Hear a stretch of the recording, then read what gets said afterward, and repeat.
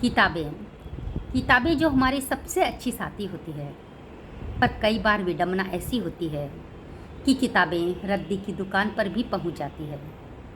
तो रद्दी की दुकान पर पहुंची हुई एक किताब मुझसे क्या बात कर रही है, अपने मन के भाव को जो बता रही है, उसे मैं आप लोगों के सामने प्रस्तुत करने की कोशिश कर रही हूँ कि रद्दी की दुकान पर एक किताब ने लगा दी मुझसे सवालों की झड़ी।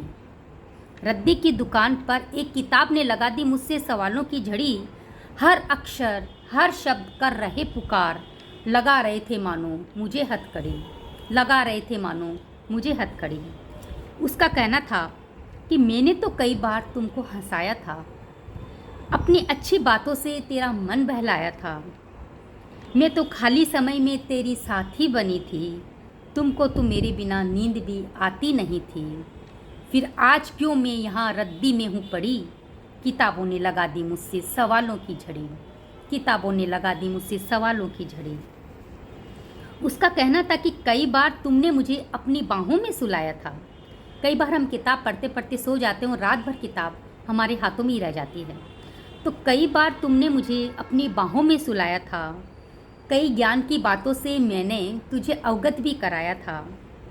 रह लेती मैं तो घर के किसी भी कोने में, रह लेती मैं तो घर के किसी भी कोने में, तुम्हारी पीढ़ी को भी देती मैं तो वही स्नेह में, तुम्हारी पीढ़ी को भी देती मैं वही स्नेह में। फिर भी आज क्यों मैं यहाँ रद्दी में हूँ पड़ी, किताबों ने लगा दी मुझसे सवालों की झड़ी, किताबों ने लगा दी मुझसे सवालों की झड़ी। उसका बाद में कहना था कि याद कर जब तुमने मुझ में लाल गुलाब छिपाया था, याद कर जब तुमने मुझ में लाल गुलाब छुपाया था। अपनी आड़ में मैंने तुझे प्रेम पाती भी पढ़वाया था, अपनी आड़ में मैंने तुझे प्रेम पाती भी पढ़वाया था।